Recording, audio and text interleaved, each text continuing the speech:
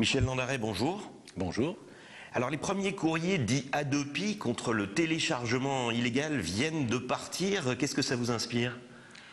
Une première réflexion, c'est que c'est pas totalement anormal. Il est quand même légitime que les auteurs protègent leurs droits. Bon, ça c'est quand même un point de fond qu'il ne faut pas oublier en point de départ.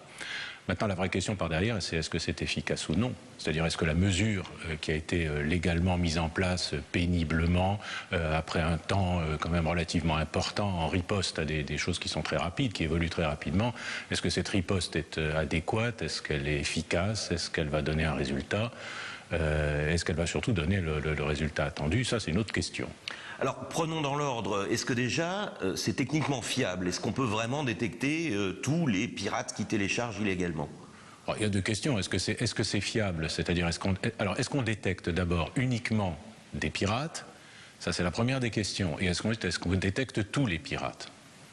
C'est des deux choses. Il faut que ça soit en adéquation. Bon. Est-ce qu'on détecte uniquement des pirates ? La réponse est probablement non. Je dis probablement parce que la technique évolue extrêmement rapidement, tant la technique des pirates eux-mêmes ou des personnes qui fournissent des flux qui sont contraires à la loi, que ceux qui les reçoivent, bien sûr. Ceux-là, ils évoluent très vite. Donc on va avoir des techniques qui vont bouger de ce point de vue-là, qui font que les systèmes qui actuellement sont capables de détecter des flux anormaux, entre guillemets, vont se retrouver obsolètes. Et puis simultanément, il y a des activités légitimes qui risquent effectivement de se retrouver dans le champ d'application de la loi. Bon, les gens pourront protester, bien sûr. Alors, il y a un autre point. Est-ce que les gens ont conscience de faire quelque chose d'illégal ? J'ai envie de dire, les enfants téléchargent, les parents trinquent. C'est pas évident.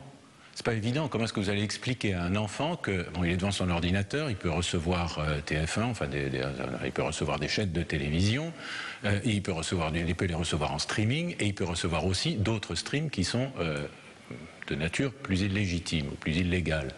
Essayer de faire comprendre ça à un gamin de 6 ans, je ne sais pas trop. Ça veut dire un film aujourd'hui, on peut l'avoir en streaming alors que c'est du téléchargement illégal. Absolument. Et puis comme les adresses circulent dans les cours de récréation, et pas que dans les cours de récréation, comment faire la différence ? Encore une fois, vous avez un gamin de 6 ans qui est gardé par sa respectable aïeule de 85 ans. Comment la respectable aïeule de 85 ans va réussir à faire comprendre à cet enfant que, effectivement, l'adresse qu'il a là, celle-là, elle est illégale ? Il faudrait déjà qu'elle le sache, il faudrait déjà qu'elle comprenne ce que c'est qu'une question de streaming. Elle voit le gamin devant la télé, puis c'est tout. Est-ce que finalement ce n'est pas déjà un débat obsolète puisqu'il y a plein d'autres moyens de s'échanger des films, de la musique ?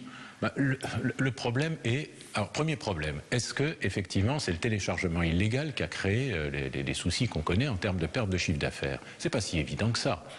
Il faut quand même se souvenir qu'à une certaine époque, les supports se dégradaient. Donc les gens ont racheté des supports. Puis les supports se sont améliorés avec le CD par rapport au vinyle. Donc il y a de nouveau eu un certain chiffre d'affaires qui est apparu. Bon, aujourd'hui, les enfants héritent d'une base de CD de leurs parents qui est considérable et qui constitue déjà quelque chose. Moi, il y en a rien que ça, mes enfants en auraient pour une vie à écouter ce que j'ai déjà légalement acquis en termes de CD. Bon, donc là, la consommation va chuter. Ensuite, la deuxième possibilité, c'est que les enfants, ou pas seulement les enfants, peuvent échanger des bibliothèques entières par recopie des disques durs. Ça va beaucoup plus vite. On peut ramener des dizaines de milliers de clips ou de choses de ce genre-là en l'espace de 2 minutes, au pire d'1 heure. Et ça, effectivement, ça échappe complètement à toute forme de téléchargement ou de détection de téléchargement. Alors, en un mot, Hadopi, que faut-il faire ? Qu'est-ce qu'il faut faire ? Le premier conseil, mais je crois que beaucoup de gens aujourd'hui ont compris ça, c'est que les Wi-Fi doivent être protégés. Alors protégez vos bornes Wi-Fi, ça c'est tout à fait clair, avec des mots de passe et pas des mots de passe de 3 caractères. Vous n'aurez pas à les retaper tout le temps, donc prenez joyeusement un mot de passe d'une 20aine de caractères, mélangez du numérique, de l'alphabétique, des caractères spéciaux. Donnez-vous une vraie protection. Deuxième des choses, en ce qui concerne maintenant les personnes qui vont utiliser dans votre domicile la borne en question. Le problème, c'est la sensibilisation des enfants. Donc je pense qu'il n'est pas déraisonnable d'expliquer un certain nombre de choses aux enfants, et notamment que certains sites ou certains types de consommation sont des consommations à risque pour les parents. Ne donnez pas non plus à n'importe qui, même à des amis, les accès à votre borne Wi-Fi. Vous ne savez pas jusqu'où ça va partir. Un des problèmes de cette loi, c'est que vous êtes responsable du comportement délictueux d'une autre personne qui réussirait à s'introduire sur votre réseau. Ce qui est quand même, sur le plan juridique, quelque chose d'assez novateur, je trouve. Michel Landaret, merci.